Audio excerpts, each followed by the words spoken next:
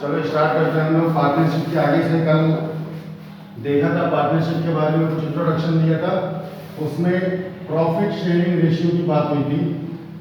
हर partner का एक profit sharing ratio होता है। अगर ए बी दो पार्टनर है तो शायद इनका 1:1 भी हो सकता है, या 1:2 भी हो सकता है, या 2:1 भी इनका प्रॉफिट शेयरिंग रेशियो हो सकता है। ये प्रॉफिट शेयरिंग रेशियो सेम रहता है अनलेस इसके 2-3 कंडीशन है कि चेंज कब होंगे। इसकी कंडीशन लिख देते हैं। पहला, all partners agree to change profit sharing ratio. दूसरा, एडमिशन ऑफ न्यू पार्टनर। तीसरा, रिटायरमेंट या death of an existing partner. अब यहां मैंने एक लिखा हुआ है तो जरूरी नहीं कि एक ही नया पार्टनर है, 2, 3, 4 भी आ सकते हैं। और उसी तरीके से रिटायरिंग के टाइम पे भी 1, 2, 3 या उससे ज्यादा भी हो सकते हैं। जब भी ऐसी कोई सिचुएशन आती है और ये रेशियो में चेंज होता है तो बहुत कुछ चेंज होता है। कैपिटल में चेंज होगा, अगर कोई नया पार्टनर आ रहा है तो वो कुछ न कुछ नया कैपिटल लेके आएगा, और अगर पुराना पार्टनर जा रहा है तो उसका कैपिटल प्लस अदर चीजें उसको देनी पड़ेगी। ये जो चेंज होता है, अब इसमें सब कुछ चेंज हो जाएगा। प्रॉफिट लॉस चेंज हो जाएगा, कैपिटल चेंज हो जाएगा, रिस्पॉन्सिबिलिटी चेंज हो जाएगी, अदर कंडीशंस भी चेंज हो जाएंगी। आप ये कह लीजिए कि पुराना पार्टनरशिप डीड या जो एग्रीमेंट पहले था वो क्या हो जाएगा, खत्म हो जाएगा, और नया एग्रीमेंट बनेगा, नई पार्टनरशिप डीड बनेगी। ये जो नई पार्टनरशिप डीड बनती है, पार्टनरशिप डीड नई बनती है, तो उसमें फर्म का नाम चेंज नहीं होता, फर्म का नाम वही रहेगा, बाकी की चीजें चेंज हो जाती है।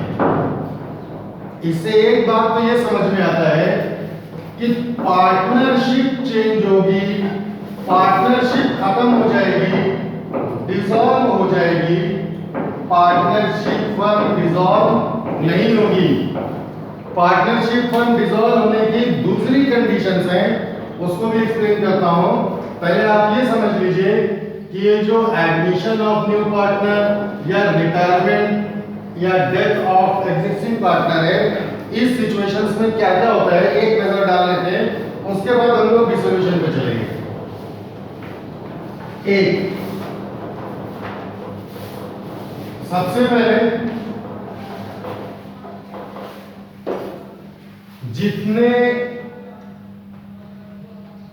जितनी पेंडिंग चीजें हैं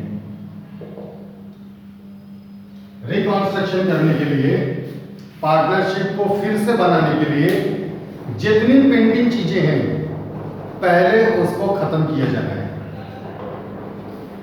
कैसे खत्म किया जाना है?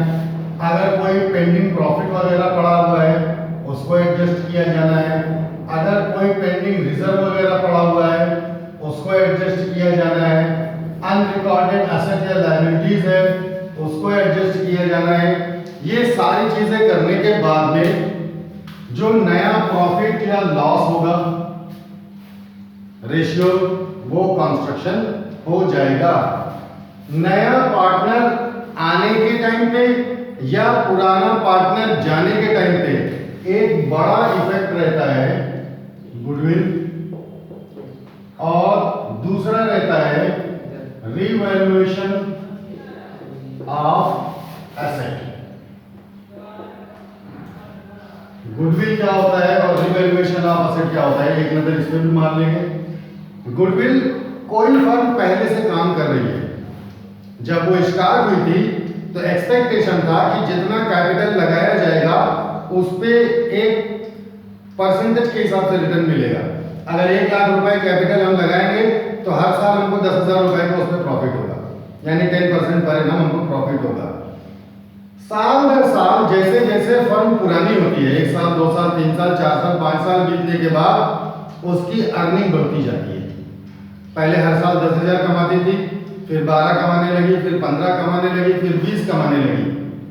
अगर कोई नया पार्टनर आता है, अगर वो नए तरीके से फर्म को स्टार्ट करता है तो क्या होता है, उसको जितना स्टार्टिंग में प्रॉफिट होता था 10,000 रुपीज उतना ही मिलेगा। लेकिन आज की डेट में क्या है, फर्म 20,000 प्रॉफिट कमा रही है। तो ये जो एक्सेस प्रॉफिट कमाती है, जो एक्स्ट्रा प्रॉफिट कमाती है, इसी को बोल सकते हैं हम गुडविल। और ये कमाई जाती है जो एग्जिस्टिंग पार्टनर्स हैं, जो पुराने हैं, उनकी मेहनत होती है, उनकी एफिशिएंसी होती है, उनकी लगन होती है और बहुत सारा एफर्ट्स का इन्वॉल्वमेंट होता है। तो ये सब क्या इसको फ्री में तो देने देंगे नए आदमी को, उसके बदले में कुछ ना कुछ लेंगे। तो उसके लिए गुडविल कैलकुलेट होती है। इसके कैलकुलेट का तरीका करने का 2-3 तरीका होता है। एक तो एवरेज प्रॉफिट, दूसरा सुपर प्रॉफिट और तीसरा कैपिटलाइजेशन। ये 3 मेथड है। एवरेज प्रॉफिट में भी एक होता है सिंपल एवरेज और एक होता है वेटेड एवरेज। ये हो गया, गुडविल कैलकुलेट हो जाएगी। उसके बाद एसेट का रीवैल्यूएशन होगा। हो सकता है कि हमारी बैलेंस शीट में एक हमारे पास प्रॉपर्टी है जो 10 साल पहले 1 लाख रुपए की बता रही थी, आज हो सकता है वो 90,000 की हो या 1,10,000 की हो, बुक वैल्यू के हिसाब से। लेकिन जब उसका मार्केट वैल्यू निकाला गया तो पता चला अब तो ये प्रॉपर्टी 15 लाख रुपए की होगी या 5 लाख रुपए की होगी, काफी बढ़ गई। इसी तरह कुछ एसेट्स की वैल्यू कम भी हो सकती है। जैसे फर्नीचर है हमारा, लेने के टाइम पे हमने 1 लाख रुपए का लिया था, 10 साल हमने उसका डिप्रिसिएशन काटते काटते काटते काटते आज की डेट में बुक वैल्यू 50,000 बची हुई है। हो सकता है हम उसको बेचना चाहें तो 50,000 की बिक भी जाए, हो सकता है उससे ज्यादा भी मिल जाए, हो सकता है उतना ना मिले, 50,000 ना मिले तो लॉस भी हो सकता है। सारे एसेट्स का रिवैल्यूएशन होता है और उसका जो प्रॉफिट या लॉस होता है वो एग्जिस्टिंग पार्टनर शेयर करते हैं। ये तो हो गया अगर हमको पार्टनरशिप डिसॉल्व करके नई पार्टनरशिप बनानी है, यानी फर्म है, सब लोगों ने तय किया नया आदमी आ रहा है, चलो फिर से हम नए कायदे कानून बना लेते हैं। ये एक आदमी चला गया, वो तो बहुत अच्छा काम करता था, मार्केटिंग का पूरा वही देखता था, अब वो चला गया, अब हमें से किसी को देखना पड़ेगा, तो उसका सैलरी वगैरह क्या होना चाहिए या प्रॉफिट कितना बढ़ना चाहिए, कैसे होना चाहिए, या उसके हिस्से का जो कैपिटल था वो कौन लगाएगा। अगर कोई पुराना आदमी जाता है तो अपने कैपिटल वगैरह पूरे लेके जाएगा, अब उस कैपिटल की भरपाई कौन करेगा, जो एग्जिस्टिंग पार्टनर्स है वही करेंगे, तो उसके बदले में वो क्या लेंगे, ये सारी चीजें तय होती है और that is called reconstruction of partnership. Reconstruction कब होगी, पहले डिसॉल्व होगी फिर नई बनेगी, ठीक है। ये तो हो गई पार्टनरशिप।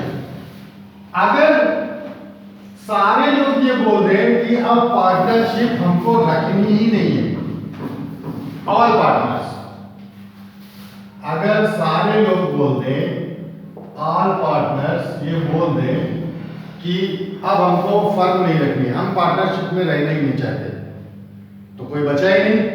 जब कोई बचा ही नहीं तो फर्म क्या हो गई, डिसॉल्व हो गई। या एक आदमी कहता है नहीं रखना है, ऑल पार्टनर्स एक्सेप्ट वन, एक आदमी बोलता है नहीं रखना है, तो क्या एक आदमी के बोलने से फर्म रहेगी? चलिए मैं बोलता हूं रहेगी। अब एक आदमी फर्म को चलाएगा तो क्या वो पार्टनरशिप फर्म रहेगी? बिल्कुल नहीं, वो हो जाएगी प्रोप्राइटरशिप फर्म। तो पार्टनरशिप फर्म क्या हो गई, खत्म हो गई। एक से ज्यादा आदमी अगर बोलते हैं कि हाँ फर्म को रखना है, मान लीजिए 50 पार्टनर है, 2 आदमियों ने बोल दिया कि हम फर्म को चलाएंगे, बाकी के 48 चाहे तो रिटायर हो सकते हैं, और अगर ये बचे हुए दोनों एग्रीड हो गए कैपिटल लगाने के लिए और दूसरी कंडीशंस के लिए, तब भी फर्म जिंदा रहेगी, फर्म डिसॉल्व नहीं होगी। तो पहली कंडीशन ये आ गई कि सारे पार्टनर्स या एक को छोड़कर सारे पार्टनर्स अगर तय कर लेते हैं कि अब फर्म को डिसॉल्व करना है, पार्टनरशिप में नहीं रहना है, तो फर्म का डिसोल्यूशन हो जाएगा, फर्म खत्म हो जाएगी। उसके अलावा भी और कई सारे रीजंस हैं, जैसे मैंने आपको बताया था कि फर्म एक लिमिटेड पीरियड के लिए बनती है। लिमिटेड पीरियड यानी 5 साल के लिए बनी है या 10 साल के लिए बनी है। तो जब ये पीरियड ओवर हो जाएगा तब फर्म क्या हो जाएगी? डिसॉल्व हो जाएगी। दूसरा एक बताया था, फर्म किसी स्पेसिफिक बिजनेस को करने के लिए बनती है, किसी स्पेसिफिक एक्टिविटी को परफॉर्म करने के लिए बनती है। जैसे 2, 4, 10 लोगों ने पार्टनरशिप कर लिया एक रोड कंस्ट्रक्शन करने के लिए, एक पुल कंस्ट्रक्शन करने के लिए। जब वो पुल बन के खत्म हो जाएगा, जब वो रोड बन के खत्म हो जाएगी, तो क्या समझा जाएगा?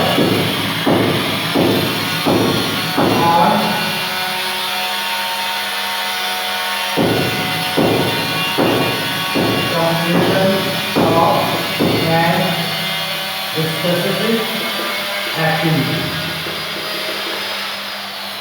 जो स्पेसिफिक एक्टिविटी के लिए फर्म बनाई गई थी वो खत्म हो गई, फर्म खत्म हो गई। एक बात तो ये हो गया। दूसरा आता है आपका,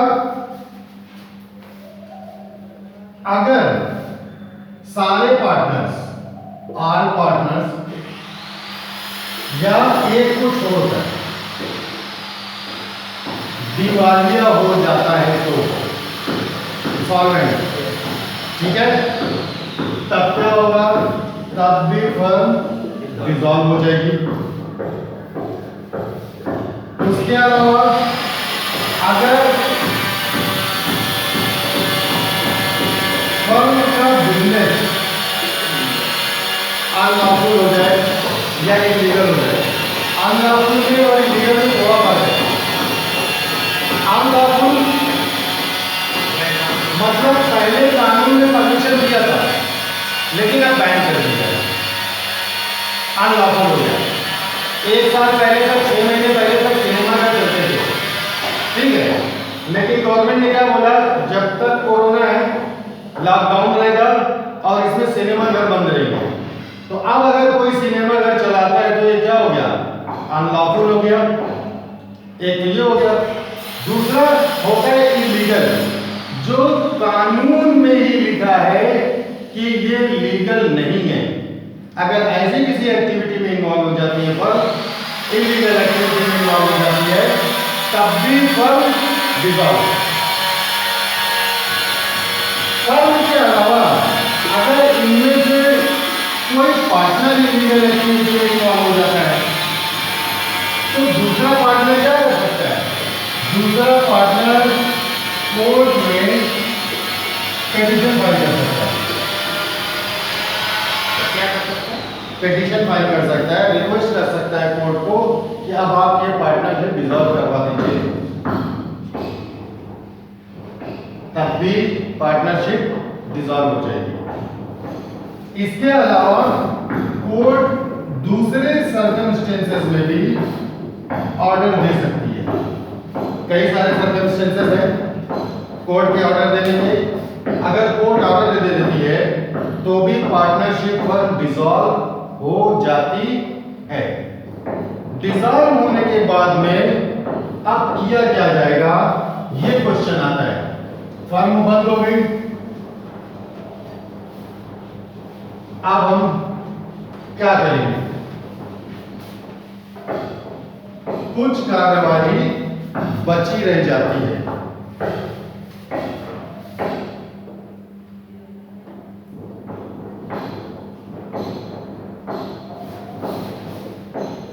अब हम देखने वाले हैं specially dissolution of partnership form.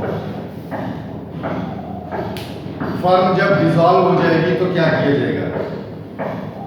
बहुत सारी पेंडिंग ट्रांजैक्शंस होते हैं, कुछ देनदारियां होती हैं, कुछ लेनदारियां होती हैं, यानी कि कुछ डेटर्स होते हैं, कुछ क्रेडिटर्स होते हैं, कुछ हमारा कैपिटल लगा होता है, कुछ हमारे पास एसेट होता है। अगर सिंपल तरीके से हम बोले कि अगर कंपनी के पास बैलेंस शीट है और बैलेंस शीट में लायबिलिटी साइड में आपको दिखा रहा है आपका कैपिटल प्लस कुछ अदर लायबिलिटी, क्रेडिटर्स मान लीजिए, कुछ क्रेडिटर्स हैं। दूसरी साइड में आपका एसेट्स दिखा रहा है, तो आपके लायबिलिटी साइड और एसेट साइड का टोटल बराबर होना चाहिए। मैंने आपको अकाउंटिंग इक्वेशन बताया था। अकाउंटिंग इक्वेशन क्या बताया था? Asset is equal to capital plus liability, या अगर आपको कैपिटल निकालना है, capital is equal to asset minus liability.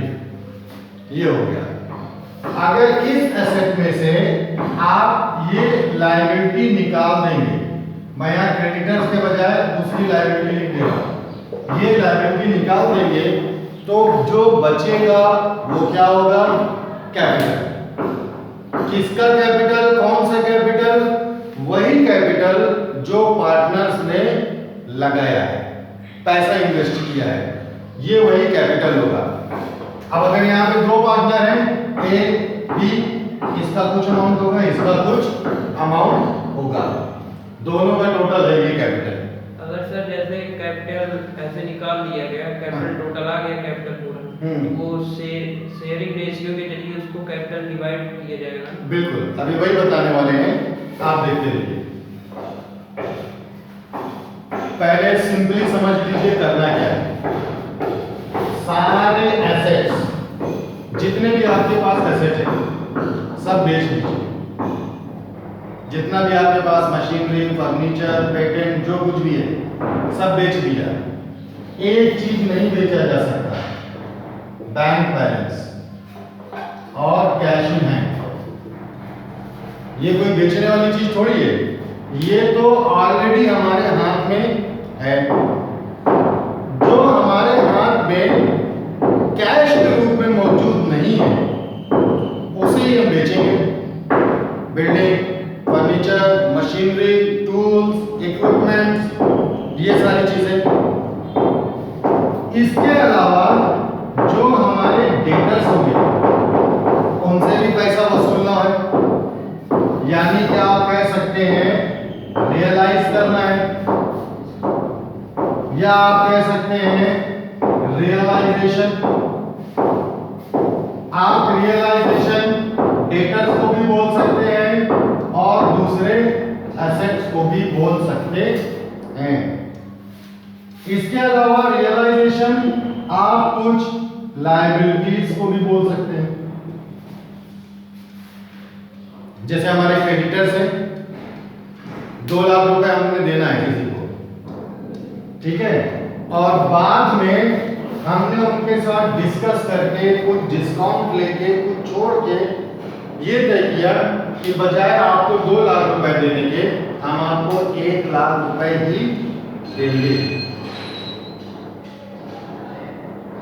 तो रियलाइजेशन जब होगा तो जो बुक में वैल्यू लिखी है वो ना लिख करके जो एक्चुअल हमको देना है या हमारे पास आ रहा है वो लिखा जाएगा। आमतौर पे यूजुअली ये असम्पशन रहता है कि ये जो हमारी लायबिलिटीज है, ये जो हमारी लायबिलिटीज है, ये हमको पूरी देनी पड़ेगी। कि हमें से कुछ छूट मिलने वाली नहीं है।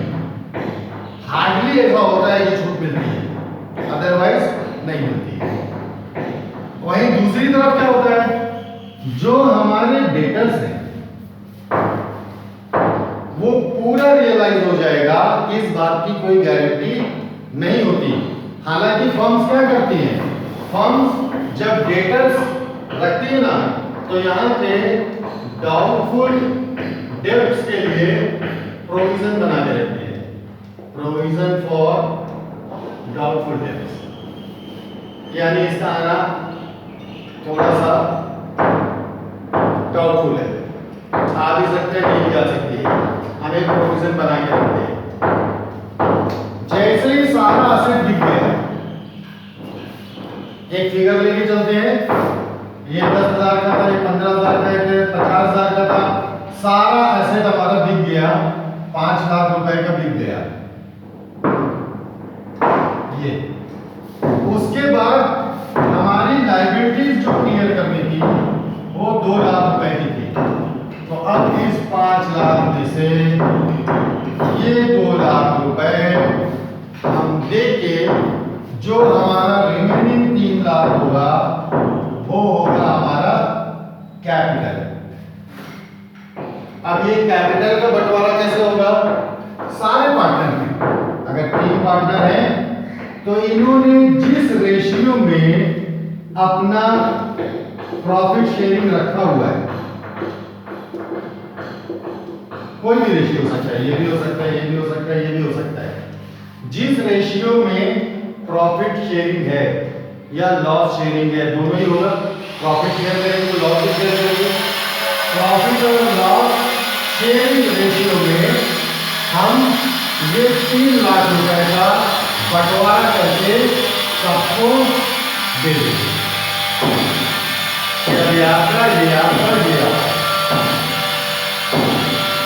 और अगर ऐसा हो जाता है, बाई चांस ऐसा हो गया कि हमारा एसेट निकला 1 लाख रुपए का और हमको देना है 2 लाख रुपए, तब क्या करेंगे, तब इसी रेशियो में इन पार्टनर से पैसा लिया जाएगा।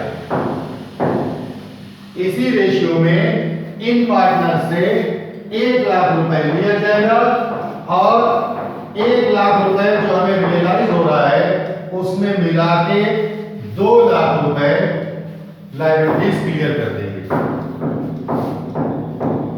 अब हम यहां पे ये मान के चल रहे हैं कि नॉर्मल पार्टनरशिप फॉर्म है, एलएलपी नहीं है,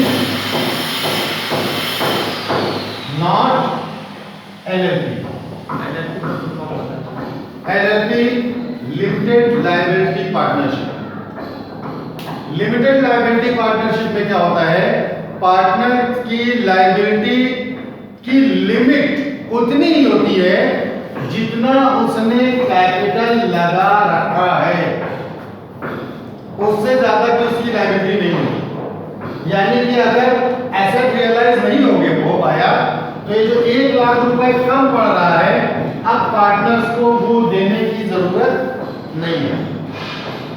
लेकिन हमारा एलएलपी नहीं है, हमारी नॉर्मल पार्टनरशिप फर्म है, तो अब क्या करेंगे, पार्टनर से ये 1 लाख रुपए लिया जाएगा और लायबिलिटी क्लियर की जाएगी। अगर पार्टनर के पास कैश नहीं है, अगर पार्टनर के पास कैश नहीं है तो पार्टनर क्या करेगा, अपनी पर्सनल बिलोंगिंग्स सेल करेगा, अपनी प्रॉपर्टी, अपनी गाड़ी, अपनी जो भी है उसके पास वो सेल करके अपने हिस्से का शेयर देगा, उसको देना ही पड़ेगा। इसका भी एक रूल है, इसका रूल ऐसा है कि हो सकता है कुछ फर्म के डेब्ट हो और हो सकता है कुछ पार्टनर के डेब्ट हो, दो अलग अलग बातें हैं। अगर पार्टनर हो, ठीक है, तो फर्म जो बिजनेस कर रही है, फर्म के जो डेटर है वो तो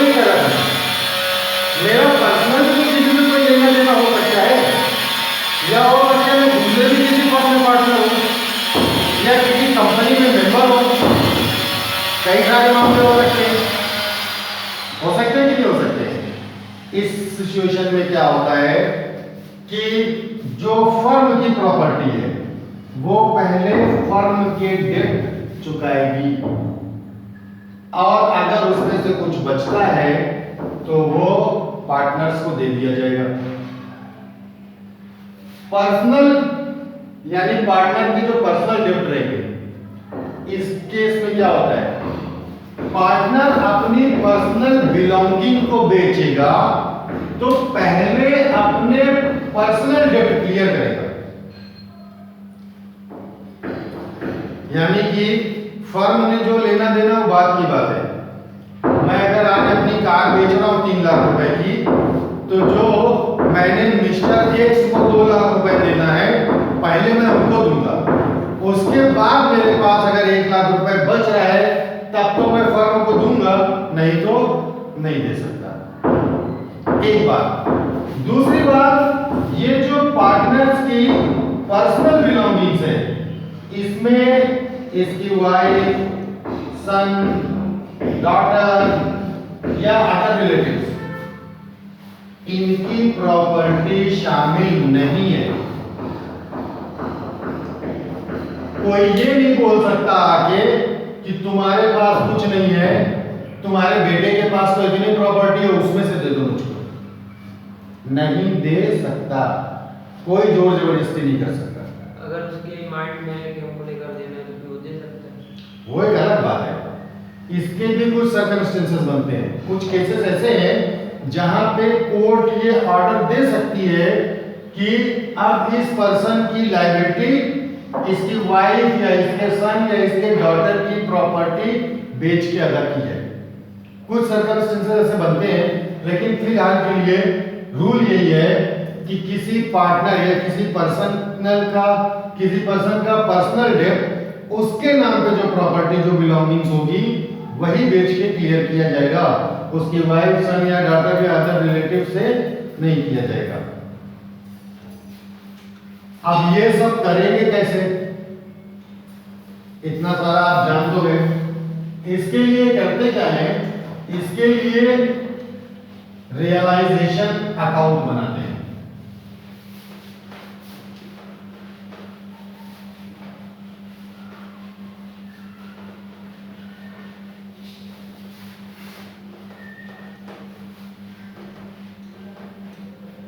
घिसते घिसते ही मेरा हाथ दर्द करने लगता है।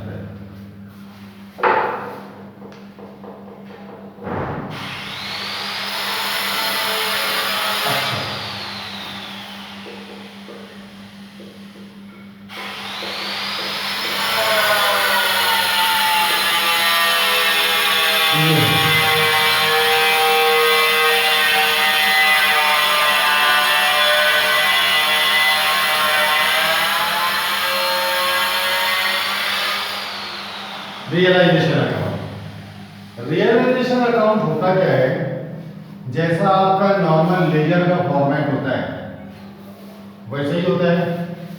ये आपका हो गया अमाउंट, ये आपका हो गया अमाउंट, ये आपका हो गया डेबिट साइड, ये आपका हो गया क्रेडिट साइड, ये आपका हो गया पार्टिकुलर अमाउंट, पार्टिकुलर अमाउंट। ये होने के बाद में अब बहुत सिंपल सी बात बोल रहा हूं, जो हम दे देंगे, ठीक है, वो इस कॉलम में लिखेंगे यहां पे,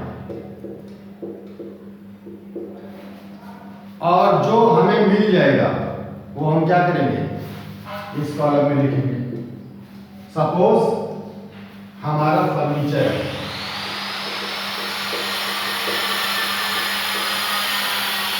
ठीक है, फर्नीचर की बुक वैल्यू 1000 रुपीज है।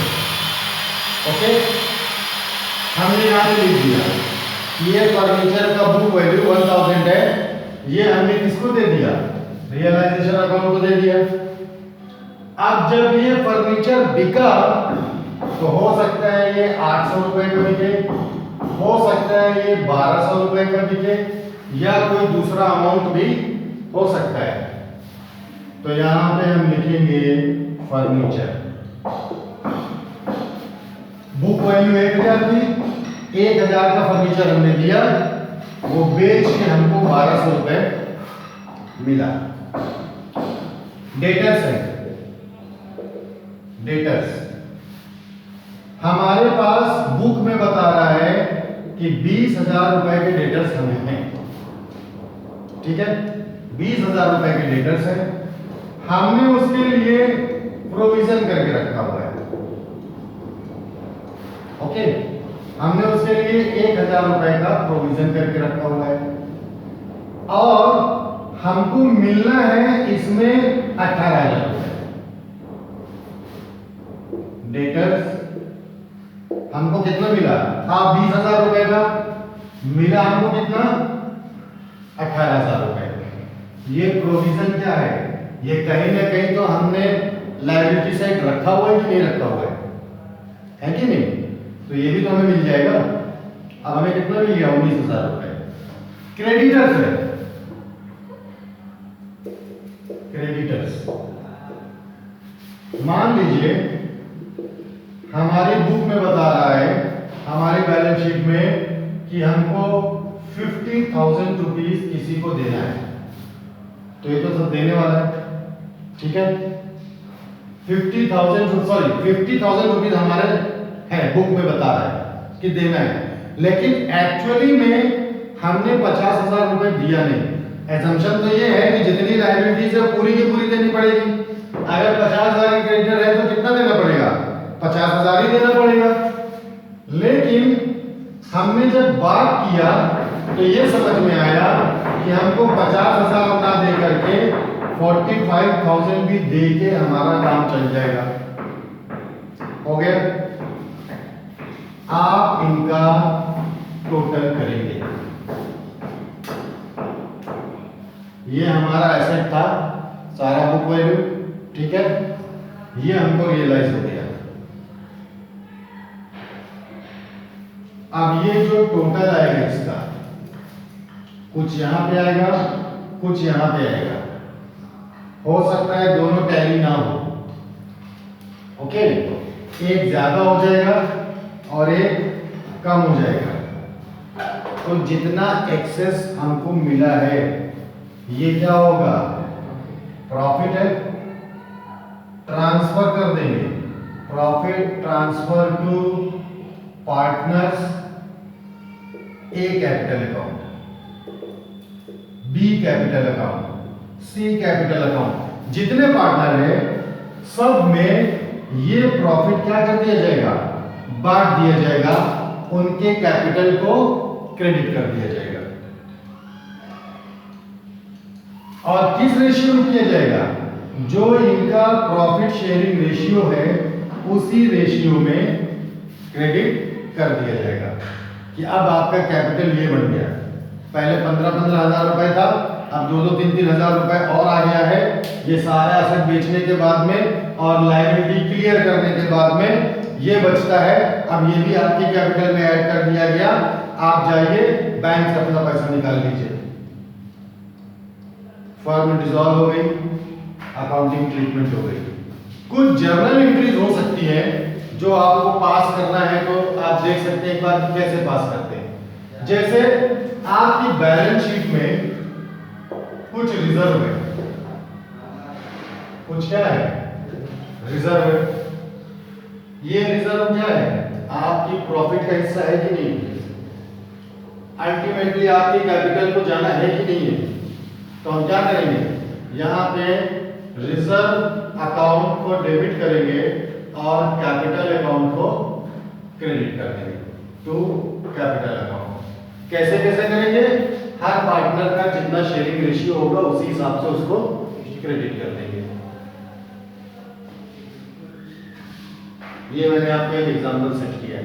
इस तरीके से जनरल एंट्रीज पास कर सकते हैं। रिवैल्यूएशन आपने देख लिया, फर्नीचर 1000 का था, 1200 का बिक गया, ये रिवैल्यूएशन ही होता है। रिवैल्यूएशन करने के बाद जो प्रॉफिट होगा वो भी क्या होगा? प्रॉफिट में आ जाएगा। इससे ज्यादा डिसोल्यूशन ऑफ पार्टनरशिप फॉर्म में कुछ भी नहीं। बाकी जब आपकी रेगुलर क्लासेस रहेंगी तो आप उसमें देखते रहेंगे 1 by 1 एक एक एग्जाम्पल लेके, एक एक इलस्ट्रेशन लेके, क्या है क्या नहीं है सब कुछ देखेंगे। ये समझने के लिए ठीक है। जब आप वीडियो देखेंगे तो आपको इतना तो एक माइंडसेट हो ही जाएगा कि डिसोल्यूशन ऑफ पार्टनरशिप फर्म में हमको पढ़ना क्या है, एक प्रैक्टिस हो जाएगी, मजा आएगा पढ़ने में, क्योंकि आधा कुछ तो पहले से पता है ना। अब इसको हम यहाँ पे बंद करते हैं।